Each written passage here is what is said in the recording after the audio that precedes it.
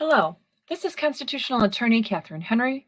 Welcome to this week's Biblical Insight segment. This week we talked about quite a few things. We walked you through what the main cases of the freedom fighting topic this week are. We highlighted some documents. We discussed what is happening now. What was I talking about? I was talking about three different cases. These three cases that have been or are in the Michigan Court of Appeals and or Michigan Supreme Court. Of course, these cases, we were talking about three main sets of laws in the state of Michigan. Of course, the 1945 Emergency Powers of Governor Act, the 1976 Emergency Management Act, and the 1976 Public Health Code. Of that, there's two main statutes, 333.2253 and 333.2453. So 2253 and 2453. And the reason why we're talking about that now in our biblical insight is because the challenges that have been made to the EOs issued by the governor and then by the MDHHS director under these various statutes is that, at least let me just put it this way, the challenges that I have raised since day one have been that the executive branch is going outside of the scope of its authority and it's acting where it is not allowed or permitted to do. So the 1945 Emergency Powers of Governor Act, it purported to give the governor power to exercise, these restrictions upon the people in terms of using executive orders, EOs. And of course, October 2nd, 2020, our Supreme Court reminded us or declared, however you want to look at it, that the governor did in fact step outside of the bounds and violate Article 3, Section 2 of our state constitution and the separation of powers clause. And so that statute itself doesn't have authority. It was declared to be unconstitutional. Then that 1976 statute, of course, in that case, the governor's orders were deemed to have violated that law, and the court didn't touch whether that statute itself was constitutional. And the Supreme Court so far has declined to be clear about whether the Public Health Code, or at least those two provisions, violate the Constitution. But anyway, we need to look at this in the context of what these orders did. Of course, they're changing everything about our lives. They have talked about whether or not we're able to go to church or where that has to be, or going to work, whether we have an essential business or not, whether we're allowed to buy, seeds or paint or, housing supplies, whether we're allowed to, gather for any kind of reason at our home or, in public, inside or outside. And of course, you can face jail time and steep civil fines, penalties, you name it, if you violate these orders. Well, looking at what the Bible says in Romans 2, verse 13, it is those who obey the law who will be declared righteous. Okay, so obeying the law, like I mentioned, that 1945 law, wasn't as specific about how the governor was supposed to issue those initial set of EOs as the 1976 law, but she was using both and they did work together. They have to be read together. And that 1976 law was very clear that even if her orders were okay from day one, she violated the state statute, that 1976 EMA, because she was trying to use her EOs after that time period essentially reaffirmed or put into place for an extension by the legislature in Michigan. So after April 30th, 2020, she was violating the very law that she was claiming to be using. So she was not obeying the law. In fact, in any of this, if there's constitutional violations, if the EOs or the statutes themselves violate the Constitution, then they're not obeying the law, because after all, what is the Constitution? It is the supreme law of the land.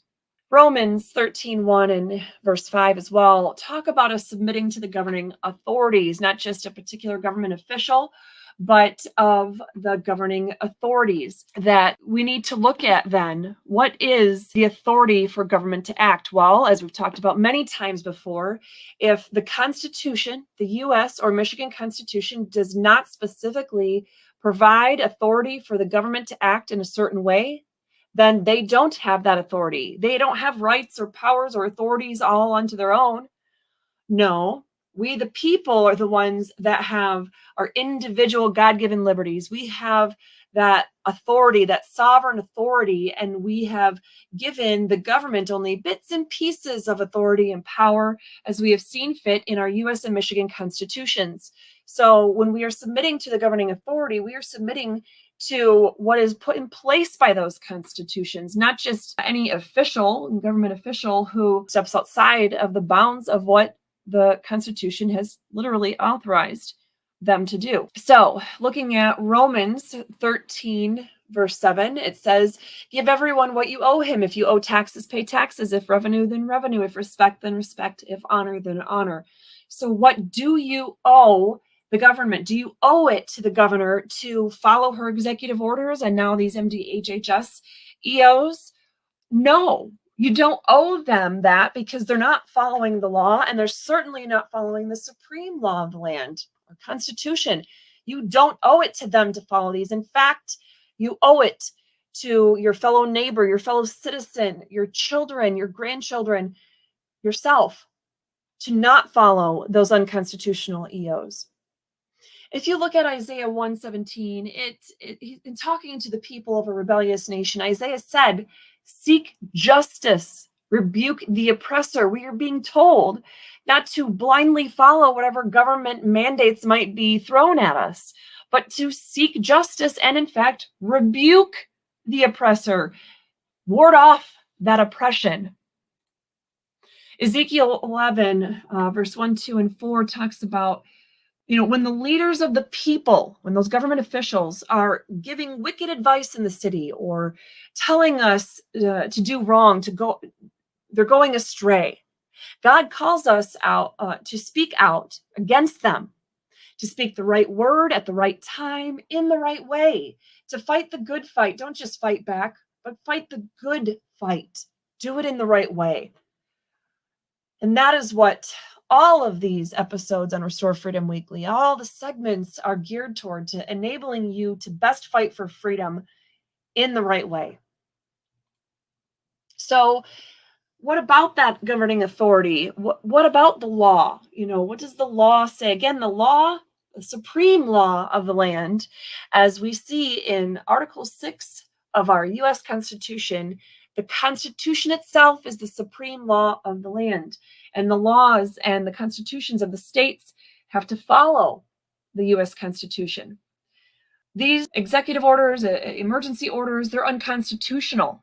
They're not following the supreme law of the land. They are not following or abiding by the authority actually given to them. They're stepping outside of the bounds of the authority because they're violating the separation of powers.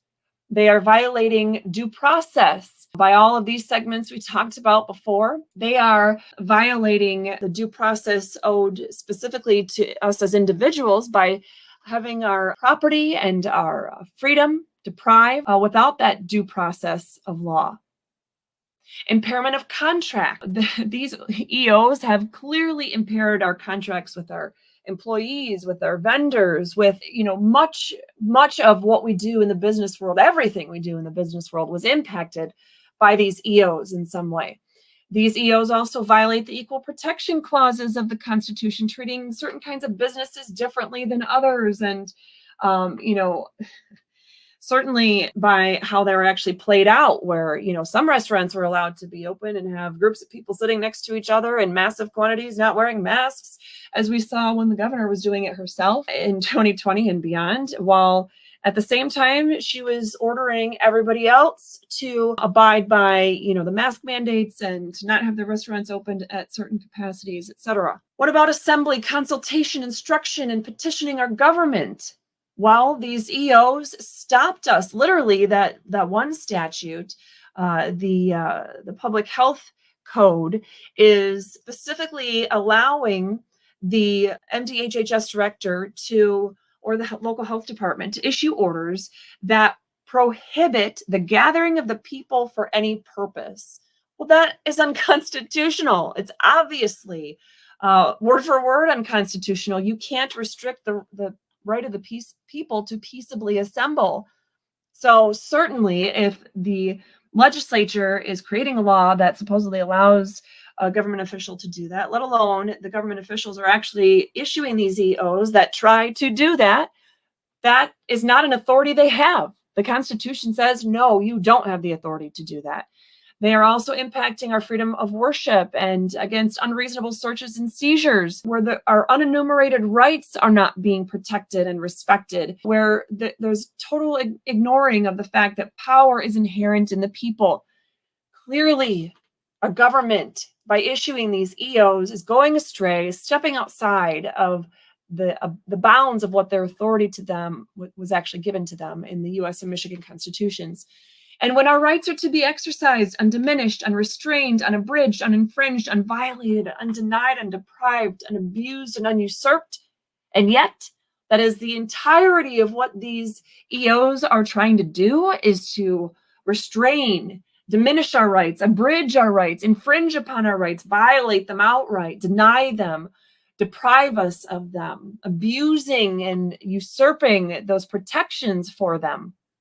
Well, then clearly there is no authority. So, let's take a step back to what these parts of the Bible are telling us. God's word tells us to obey the law. Let's do that. Let's obey the supreme law of the land.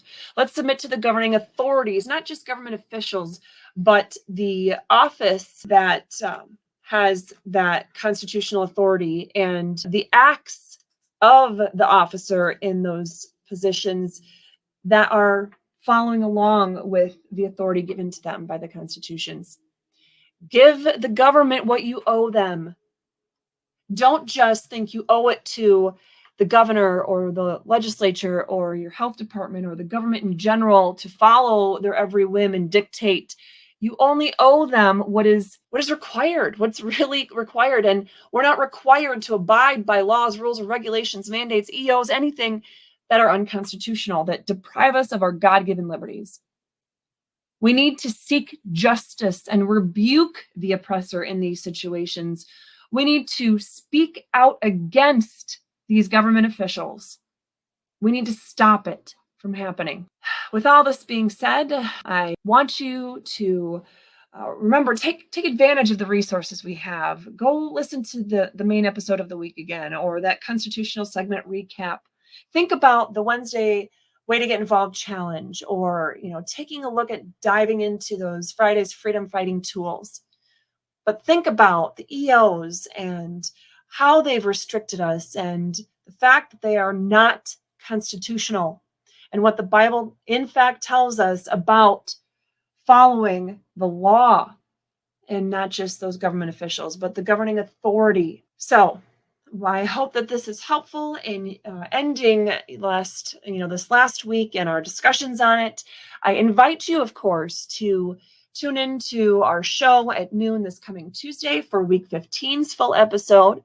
And of course, on Wednesday, Thursday, Friday, Saturday, and Sunday of next week for those particular segments. I also ask you to go ahead and fill out that survey we've been posting on social media for the question I'm putting forth to you guys: if I should be pursuing working in, on amicus briefs in the cases we talked about this week, or I should say the most recent case we talked about. But thank you, as always, for joining, and I wish you a wonderful rest